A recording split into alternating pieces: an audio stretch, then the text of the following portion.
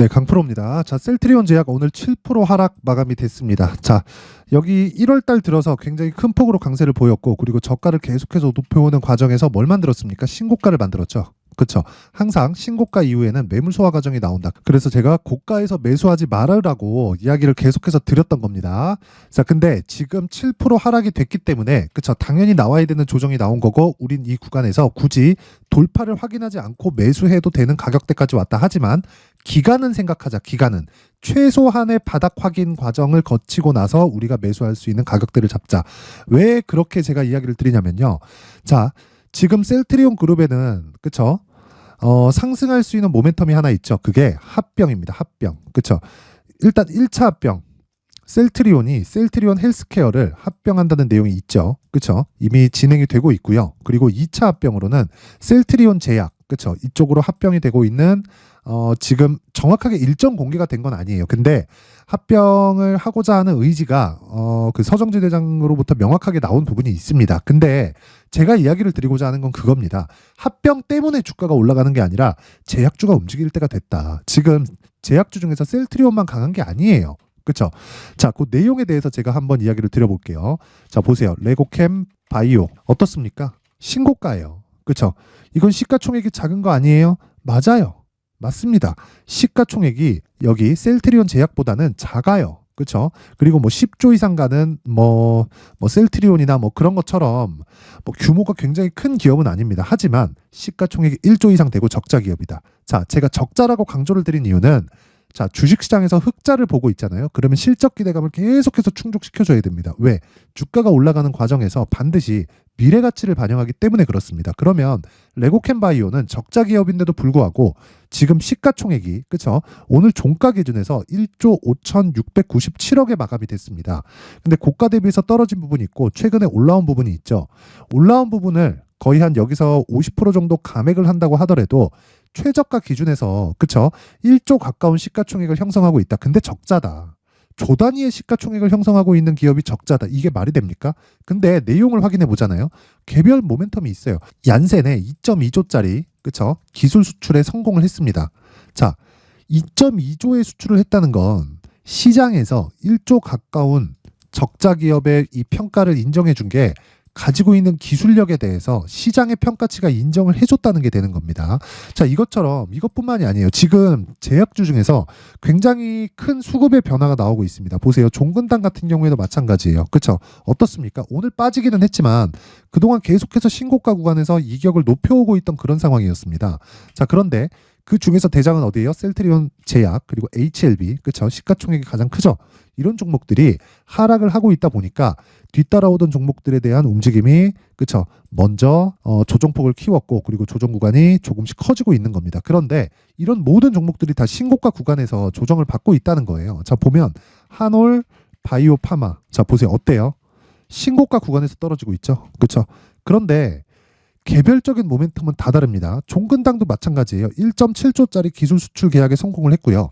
셀트리온 제약 같은 경우에도 방금 전에 말씀드렸지만 서정재 대장이 정확하게 합병에 대한 의지를 비췄고 헬스케어는 합병에 성공을 했습니다. 그렇죠? 앞에 어떤 난관이 있더라도 합병을 한다고 밝혔는데 그런 부분을 다 밀고 진행돼서 성공을 시킨 거고 자, 셀트리온 제약도 합병이 됐을 때 여러 가지 시너지가 날 수 있는 부분이 있죠. 뭐 경영 효율성이 높아진다든가, 뭐 재무 안정성이 강화된다든가, 뭐 시장 경쟁력이 뭐 강화된다든가, 뭐 사업을 뭐 다각화시킬 수 있다든가, 뭐 그런저런 내용이 있습니다. 근데 이것보다 더 중요한 게 뭐예요? 다 개별적으로 이슈는 다 다르지만 왜 신고가 구간에 머물러 있냐? 왜 그 전에 그쵸? 이슈가 다 터지기 전에 신고가를 다 만들었냐는 거예요. 주식은 이렇게 미래 가치를 반영하는 과정에서 실적이 중요하지 않다는 겁니다. 물론 앞으로 실적이 좋아져야 되는 그런 부분이 있지만 지금 실적이 엄청나게 좋고 그래서 주가가 올라가는 게 아니에요.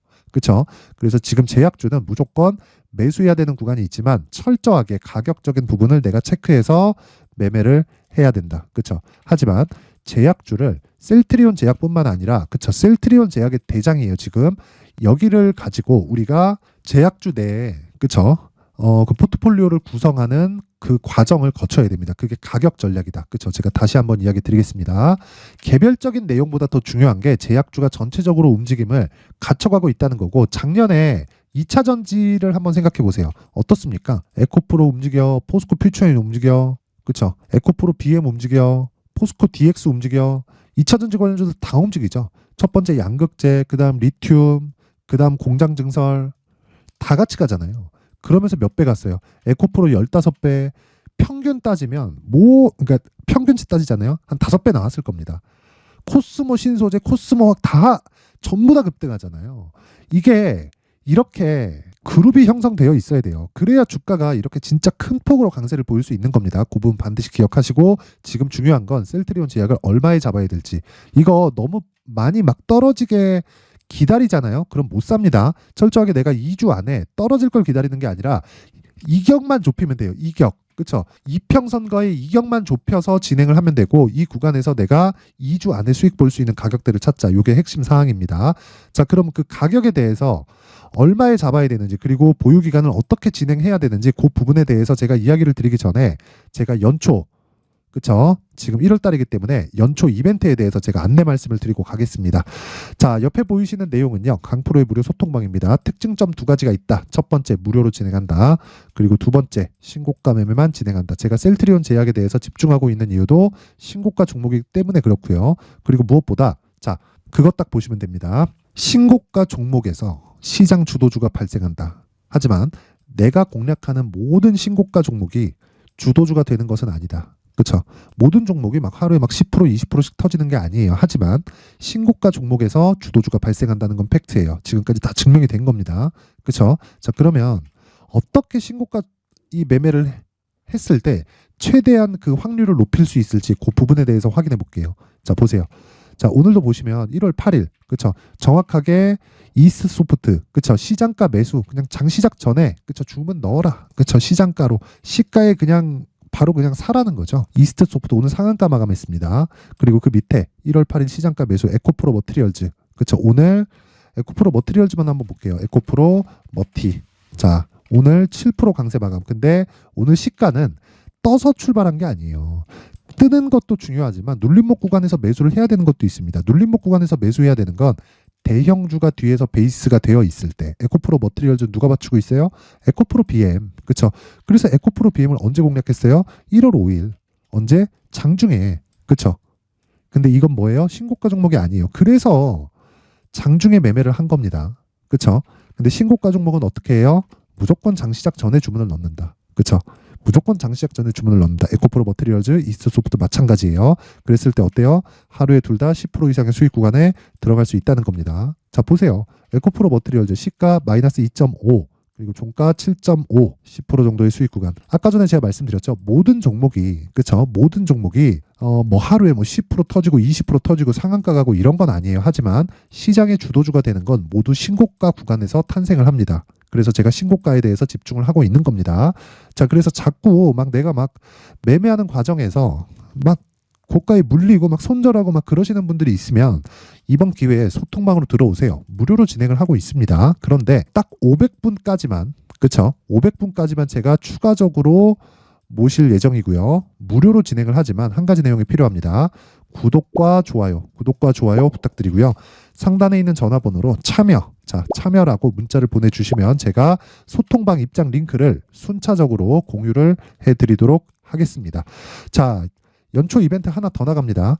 제 신고가에 대해서 계속 강조를 드렸기 때문에 여기 이스트 소프트, 뭐 에코프로 머티리얼즈 같은 종목을 어떻게 잡을 수 있을지, 그리고 어떤 종목을 추적해야 될지 올려보면 종목들이 굉장히 많아요. 에코프로 BM 같은 경우에도 마찬가지고, 여기 보면 보세요. 어버브 반도체 같은 것도 단기 급등세가 나왔고, 어버브 반도체는 자 20% 이상 수익이 난 종목입니다. 자, 보시면 여기 시노펙스 같은 것도 마찬가지고 더 올려서 보잖아요. 자, 어버브 반도체 계속해서 중복시켜 주잖아요. 근데 어때요? 신고가 종목 장시작 전. 그렇죠? 자, 시노펙스는 거의 한 2주의 기간이 채 되지도 않아서 50% 정도의 수익 구간을 만들어냈습니다. 뭐 추가적으로 상승이 나왔는데 뭐 제가 이 수익을 취할 수 있는 이 최대폭이 그 정도까지니까 이 부분은 양해를 부탁드리고, 근데 이런 종목이 계속해서 공략이 진행되는 이유는 신고가 매매를 하기 때문이고, 그 신고가 종목을 잡고 그리고 추적할 수 있는 신고가 검색기에 대해서 제가 내용을 준비를 해놨고요. 그리고 검색기에서 나온 종목을 어떤 식으로 공략을 해야 될지 그 내용을 제가 여기 수익 모델에 대한 내용으로 자료를 준비를 해놨습니다. 그쵸? 이 내용도 제가 무료로 공개를 할 텐데 제가 이 내용을 보내드릴 수 있게 상단에 있는 전화번호로 참여라고 문자를 보내주시면 제가 소통방 입장 링크와 함께 신고가 검색기 그리고 수익 모델에 대한 자료까지 제가 함께 공유를 해드리도록 하겠습니다. 자, 다시 셀트리온 제약으로 돌아와서 보겠습니다. 자, 셀트리온 제약 오늘 빠졌는데 단기간에 상승폭이 컸습니다. 그쵸? 그리고 제약주가 전체적으로 조정을 받았고 셀트리온 같은 경우에도요. 보세요. 그쵸? 오늘 조정을 받았죠. 1월 2일까지 다 강세를 보였습니다. 근데 그 이후에 조정 구간이 발생을 했고 지금 시장이 그렇게 썩 좋은 상황이 아닙니다. 근데 시장이 조정을 받는 건 당연하다. 왜? 금리 인하에 대한 부분이 먼저 가격 반영을 했고요. 그런 과정에서 금리 인하에 대한 부분이 좀 시점에 대한 조정이 있을 수 있어요. 그 부분이 작용하면서 지금 주가가 조정을 받고 있는 건데 금리 인하는 그냥 100% 확정이 된 겁니다. 단지 시점에 대한 문제예요. 그리고 대선 있죠. 그렇죠? 대선에 대한 부분. 그 전에 뭐 해야 돼요? 경기를 계속해서 짓눌러 둘 수 없어요. 그럼 민주당에서 가만 안 있겠죠. 바이든이 대노할 겁니다. 그렇죠? 극대노할 거예요. 그래서 우리는 금리 인하는 무조건 한다. 그러면 무조건 성장주 해야 된다. 근데 금리 인상 때도 성장주가 안 올랐나요? 성장주가 올라요. 바이오는 뭐다? 대표적인 성장 기업이다. 그렇죠? 그래서 개별적인 이슈들은 다 달라요. 하지만 개별적인 이슈보다 더 중요한 게 가격 전략이다. 그렇죠? 왜? 내가 심리를 지키기 위해서 얼마에 잡는지에 따라서 내가 보유기간이 달라지기 때문에 그렇습니다. 그래서 보유기간과 가격, 이 내용을요. 제가 셀트리온 제약의 가격 그리고 단기 보유 전략으로 준비를 해왔습니다. 내용이 20페이지에 걸쳐서 진행됐는데 단기 보유 전략은 다시 말씀드리지만 2주 안에 수익 전환이 되는 것을 의미를 하고요. 그리고 거기에 맞는 가격들을 잡자. 그렇죠? 20페이지에 걸친 내용. 기본은 신고가다. 그렇죠? 요 내용. 자, 그런데 제가 요걸 영상에서 이야기를 드리면 정말 조금 한 2-3시간 정도 이야기를 해야 되고 그게 부족할 수도 있습니다. 그리고 뭐 편집 시간이라든가 여러 가지 좀 번거로워서 제가 요렇게 그쵸? 딱 가져가서 공부하시라고 내용 준비를 해놨으니까 요것도 구독과 좋아요 부탁드리고요. 상단에 있는 전화번호로 셀트리온, 자, 셀트리온이라고 문자를 보내주시면 제가 셀트리온 제약의 가격 그리고 단기 보유 전략을 함께 공유를 해드리도록 하겠습니다. 뭐 실시간 내용이 필요하고 뭐 다른 뭐 신고가 구조에 대해서 내용 파악이 필요하다 하시는 분들은 참여라고 문자를 보내주시면 됩니다. 자, 항상 긴 영상 봐주셔서 감사드리고요. 자, 그리고 무엇보다 제가 이 신고가에 대해서 그쵸? 계속 강조를 드리고 있다 보니까 제가 12월 달부터 진행하고 있는 신고가 종목이 있습니다. 그쵸? 지금까지도 계속해서 매매를 진행하고 있는데 그런 종목들을 어떤 식으로 이 신고가 주도주를 공략해야 될지 그리고 가격대나 뭐 이유, 뭐 이슈, 호재 이런 부분에 대해서 해석하는 방법에 대해서 제가 내용을 제가 준비를 해놨으니까 영상 끝까지 시청하시고요. 모든 분들이 성공 투자하셨으면 좋겠습니다. 자, 제가 항상 신고가 종목에 대해서 강조를 드립니다. 자, 신고가 종목에 대해서 강조를 드리는 건 크게 시세가 발생하는 대시세 종목은 모두 신고가 구간을 거쳐서 발생하기 때문에 그렇습니다. 시장은요, 좋을 때도 있고 나쁠 때도 있어요. 그런데 대시세 종목은요, 시장이 좋든 나쁘든 그 숫자의 차이가 있을 뿐이고요. 매년 발생을 합니다. 올해 같은 경우에도 마찬가지예요. 23년이죠. 1월부터 로봇, AI, 시세를 크게 발생을 시켰는데 이미 22년도 중반 후반에 신고가를 달성을 하고 매물 소화 과정을 거친 이후에 시세가 발생을 했습니다. 2월 달부터 2차 전지의 강세가 있었죠. 그런데 22년도에 이미 에코프로 같은 경우에는 신고가를 달성한 이후가 됐고요.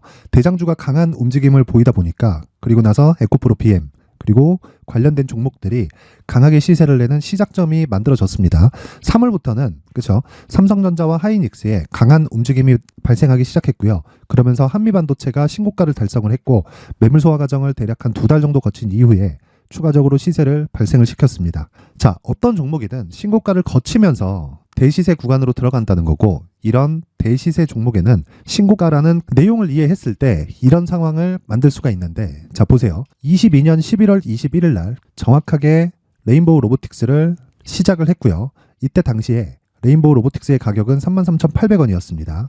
실제 3달이 채 되지 않는 보유기간을 가진 이후, 그쵸?